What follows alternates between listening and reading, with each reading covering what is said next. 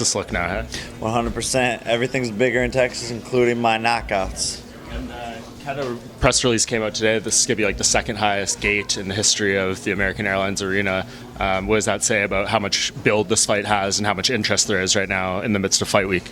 Yeah, I mean, it's huge, and as we predicted, and it's just exciting. I like big events. I come alive in big moments, so it's cool, and it's crazy how all this has happened in 3.5 years, and just making historic numbers and continuing to break records. I always think back to that first interview we did, right? Like even before the Ben Askren fight, and you pretty much said this is going to be the timeline of how things would happen. I'm going to get Nate when he leaves the UFC.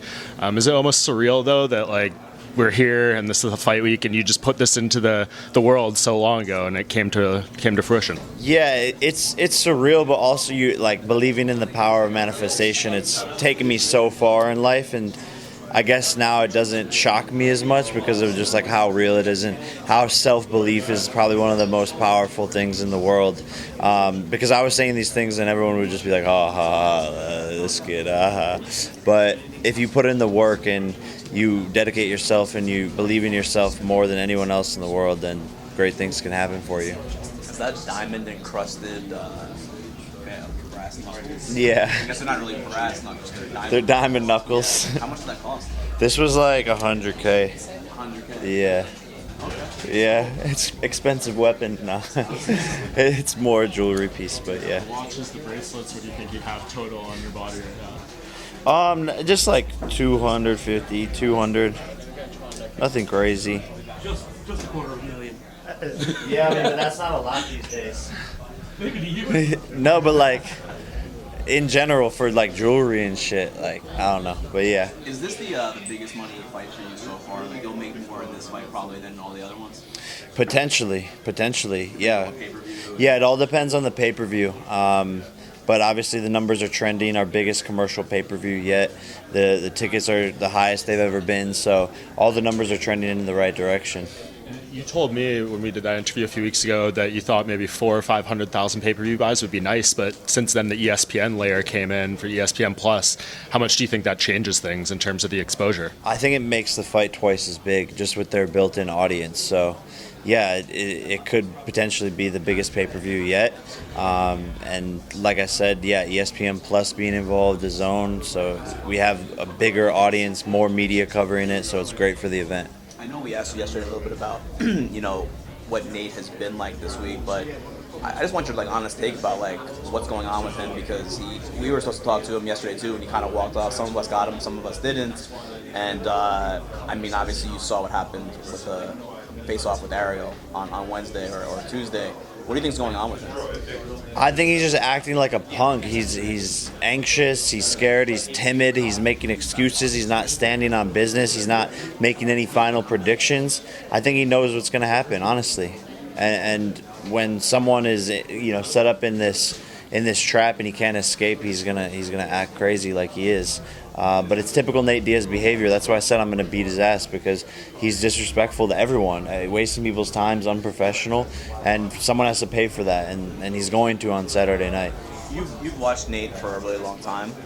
Is this kind of what you expected? He's kind of unpredictable guy, but did you expect this? Did you expect him to do more or different stuff?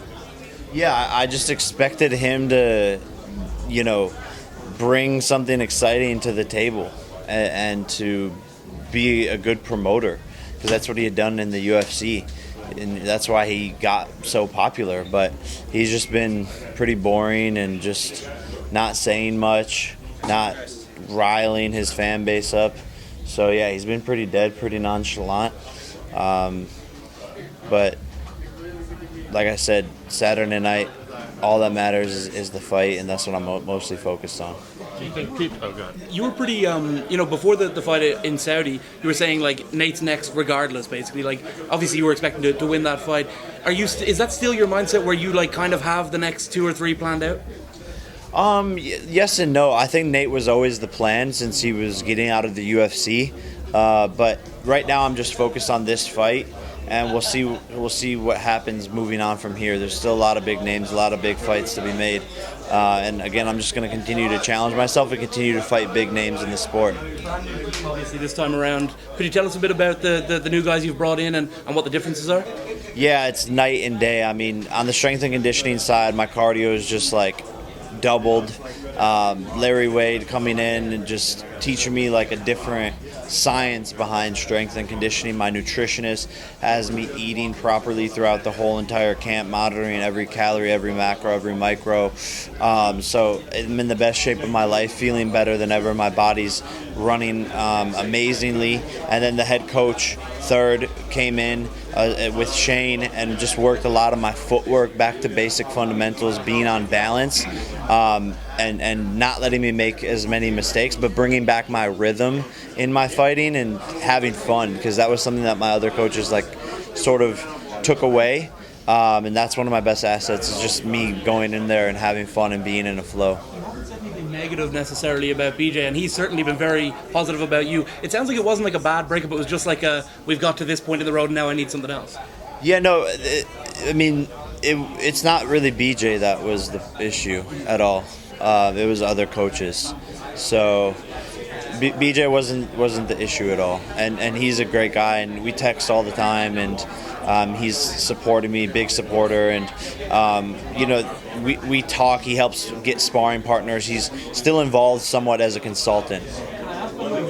Sorry guys, but could I ask about the fight in Manchester, your brother's fight, Logan? Are you going to go out to that, and what are your feelings about Logan getting back in the ring? I'm super excited for him. I'm happy as a brother to see him train and to see him go back up there, and I'm going to be there for sure. Controversial day. You've got a couple of rivals in the main event then. Yeah. It might be a madhouse. But I'm all for it. Jake, the first time I interviewed you, you said that the guy that you wanted to fight the most, kind of your final boss, was Conor McGregor. And I think that was in 2020. A lot of people at that time were like, that's not even realistic. How could Jake Paul? You're speaking to Nate Robinson. How are you going to get to Conor McGregor? And now, you're fighting Nate Diaz, a guy who is the main rival of Conor McGregor. If you beat Nate Diaz, how close do you think you can be, and how do you make that fight happen? Yeah, look, when I knock out Nate Diaz and do what Conor couldn't, I think it only makes sense for him to want that money fight, but I just don't know how serious he's taking fighting at all, and I don't know how serious the fighting world's taking him. Like, who knows if he still has that same appeal.